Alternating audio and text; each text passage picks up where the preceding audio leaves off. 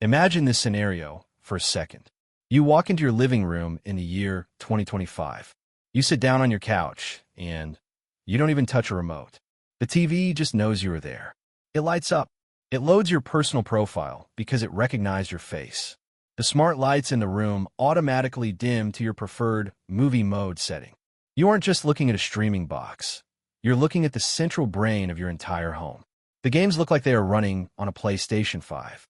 The navigation is instant. And when your phone rings, you answer it right there on the big screen without holding a single device. This isn't science fiction anymore. This is the very real, very near future that Apple is building toward with the next generation of the Apple TV 4K. For the last few years, the Apple TV has been a bit boring. It does its job. It plays Netflix. It plays YouTube. But it hasn't been exciting. That is about to change. In this video, we're going to tear down every single realistic leak, every rumor, and every supply chain whisper about the 2025 Apple TV. We're going to talk about why Apple is putting a massive new processor inside a tiny black box, the controversial rumor about a built-in camera, the potential for a Pro model, and how this device might finally fix the worst thing about owning an Apple TV, the remote. If you're thinking about buying an Apple TV right now, you need to stop and watch this first, because the upgrade coming down the pipeline might make the current model look like a dinosaur. Let's start with the timeline, because timing is everything with Apple. They don't update the Apple TV every year like the iPhone. It is not a calendar event. The current model dropped in late 2022. Since then, silence. Absolute silence on the hardware front. Apple has been pushing software updates with tvOS, but the box itself hasn't changed. This gap is the biggest clue we have. Historically, when Apple goes quiet for 3 years on a product like this, it means they are waiting for a specific technology to be ready. Most analysts and insiders are now pointing directly at 2025 for the release.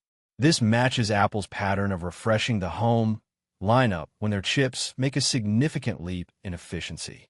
Whether it arrives in a quiet spring drop or makes a splash at the big September event, one thing is clear. The wait is almost over.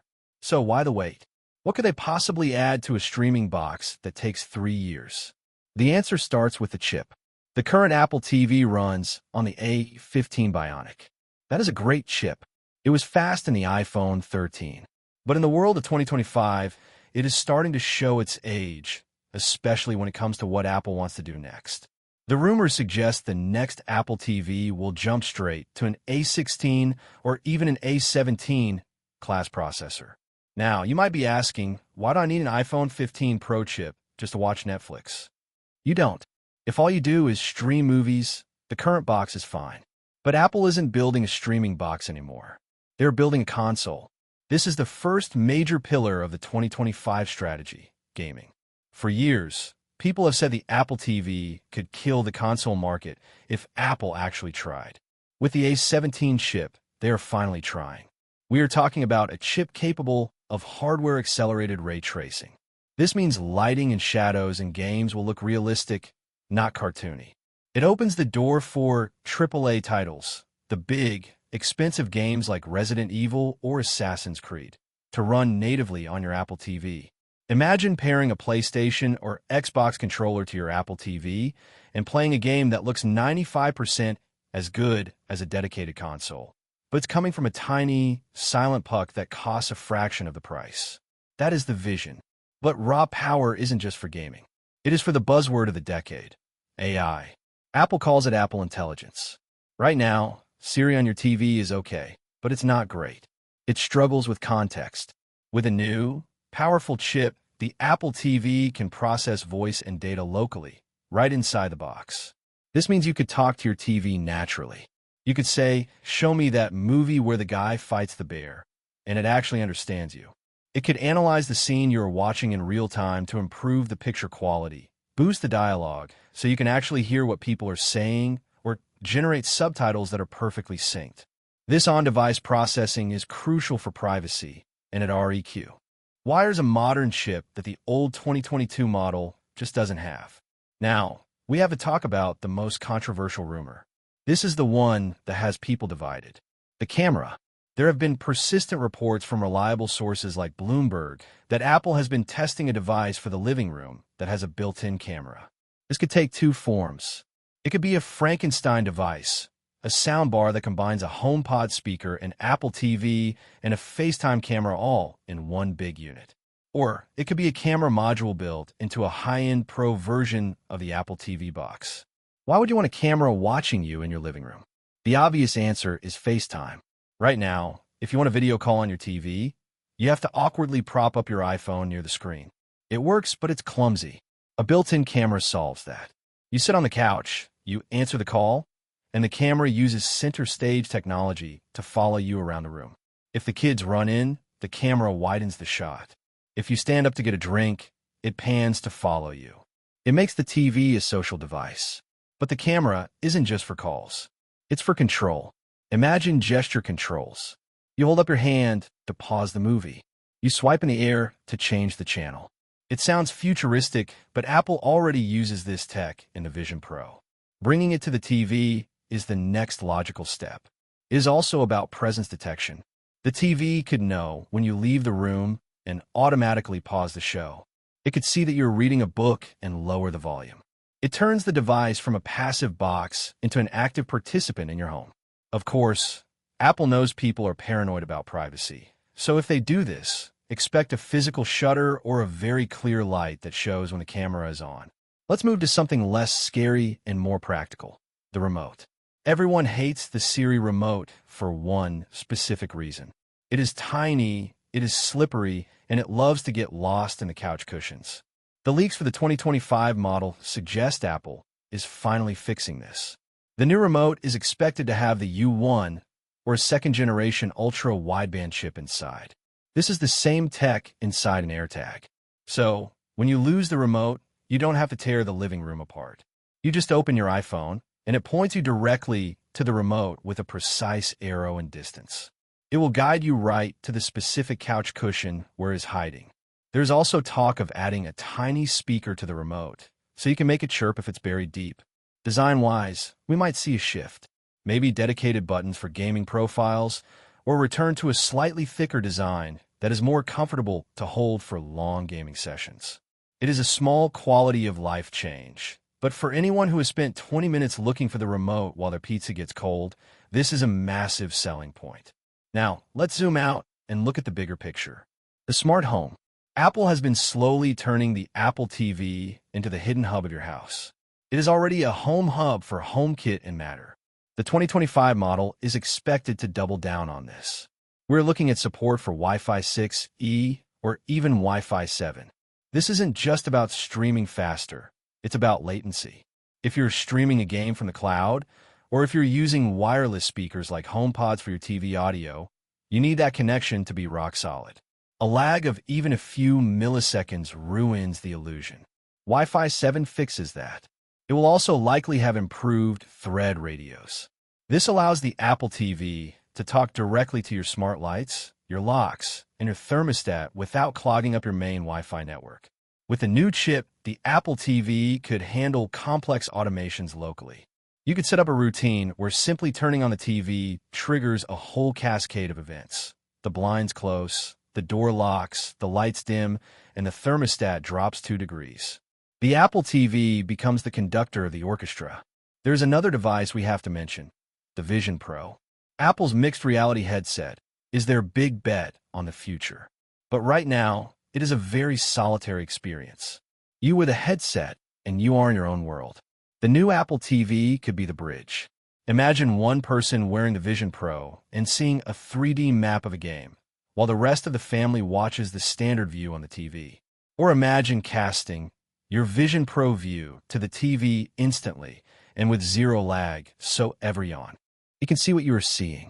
Integration with the Vision Pro ecosystem is going to be a major feature of the 2025 Apple TV, making the headset feel less isolating. So what about the price? This is where the rumors get interesting. Apple has always charged a premium. The current model is around $130 to $150. Roku and Amazon sell sticks for $30. Apple is losing the low-end market. There's a strong theory that Apple might split the lineup in 2025. Imagine two devices. First, a base model or a stick format. This would be cheaper, maybe under $100. It will be great for streaming, basic apps, and casual use. It gets people into the ecosystem. Second, a Pro model. This is the beast. This has the A17 chip, the 256 gigabytes of storage for all those big games, the advanced thread networking, and maybe that built-in camera. This model could cost $200 or more. It's for the enthusiasts. It's for the gamers. It's for the people who want the best smart home hub money can buy.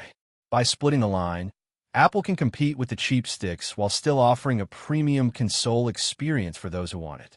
Let's talk about storage for a moment, because it is more important than you think. The current max is 128 gigabytes. That sounds like a lot for a streaming box, but it is nothing for a gaming console. One modern game can be 50 gigabytes. If Apple is serious about gaming, the 2025 model needs to start at 128 gigabytes and go up to 256 gigabytes or even 512 gigabytes. Nobody wants to delete a game just to install an update. More storage also allows for predictive caching.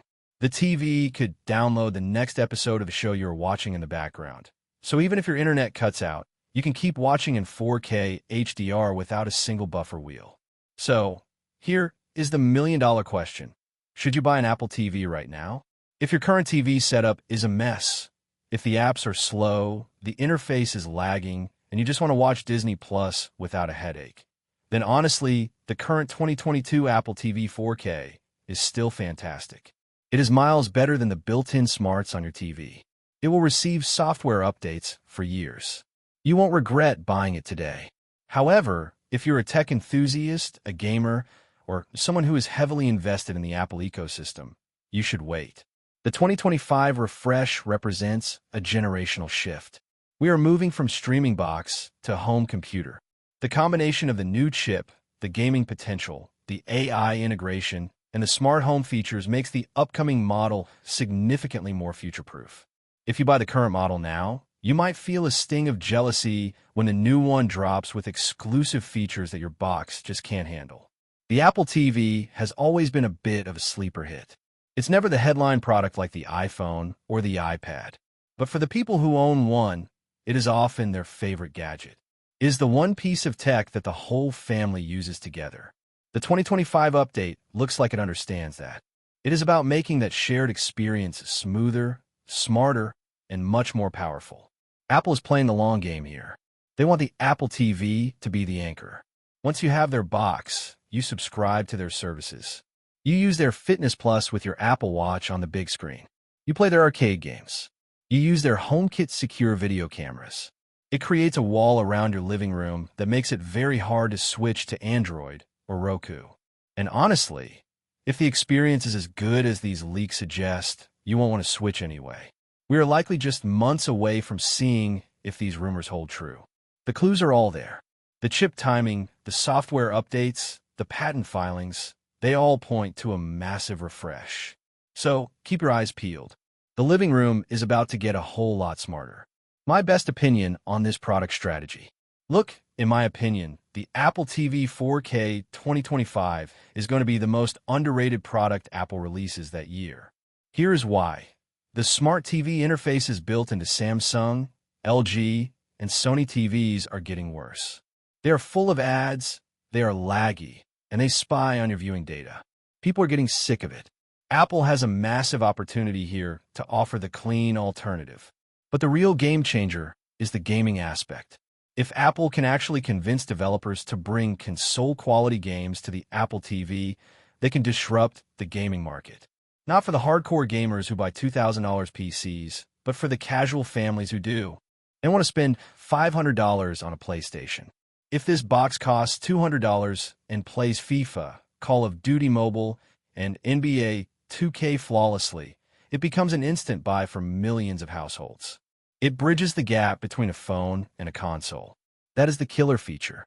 The camera is a gimmick to some, but the gaming capability is a revolution waiting to happen.